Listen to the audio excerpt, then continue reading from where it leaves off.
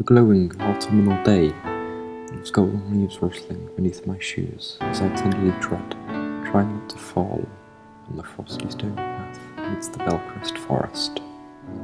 My breath, clearly visible, is circling in front of me, mocking the dead leaves with its life of exile. As the leaves try to mock the moment and make fun of the madness by mimicking the movements through falls of such beauty. The bright red, star-shaped leaves that remain on the twisted and buckled branches of the small hardwood trees, they're being mocked by the still tall, stone-needled softwoods, being caressed by the yellow light of the earth as it pierces through the void where the wilted sugar maple leaves had once stood strong.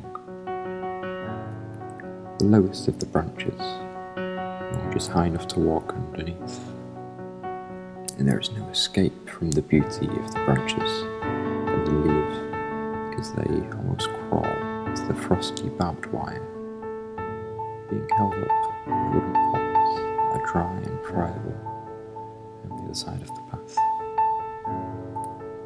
The buckled branches come to a halt just before the wall of the bark strip and wooden poles, but though they are scared, if they were to touch them, they would meet fate of death itself, holding up barbed wire, watching trees opposite grow to avoid you.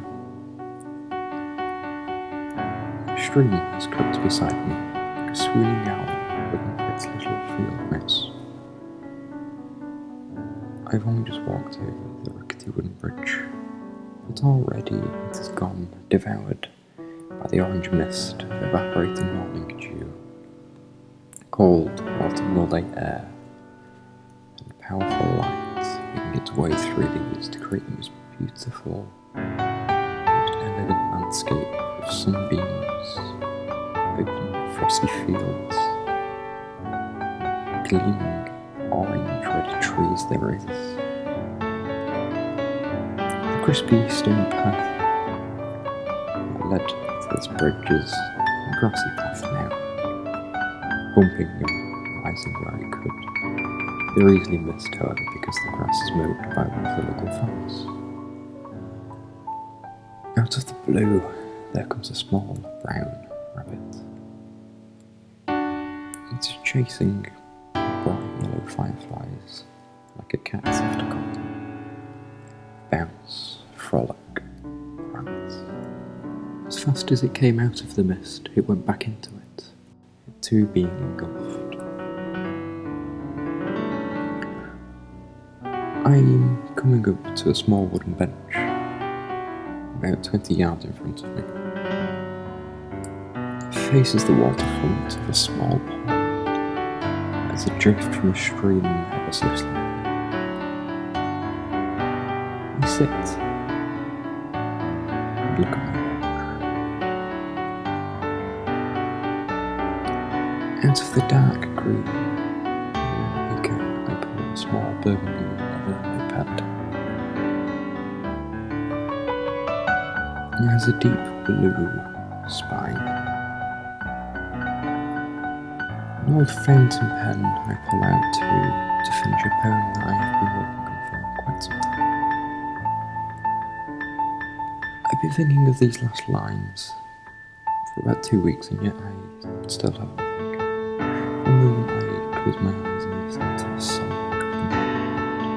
of the pitter-patter of the stream, feel the warmth of the sun on my face as it comes over the trees and the crisp air. I smell the fresh of the grass and the distant cows that roam the fields high. A thought comes into my head of adventure.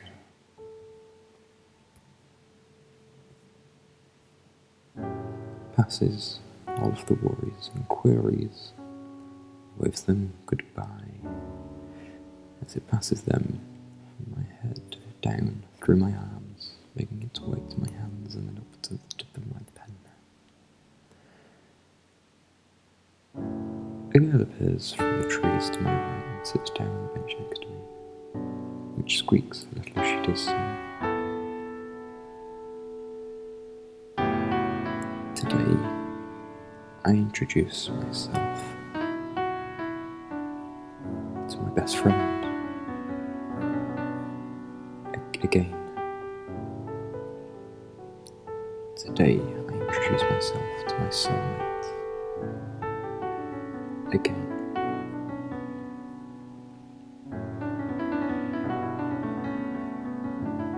Today, I introduce myself to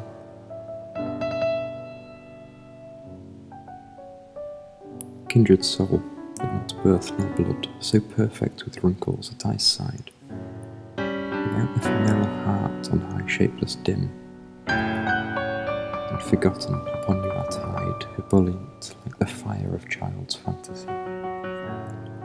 The world passed by, passion, ephemeral heart of those crystalline to her, the non-halcyon Sunday nights dry with family, the habitual silence of this wood, like that of black abyss in the high heavens watching, a flock of starling over the skies of England dancing with steadfastness in small space.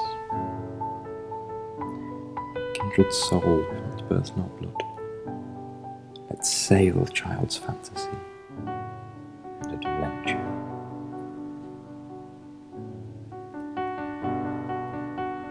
To someone who doesn't remember me.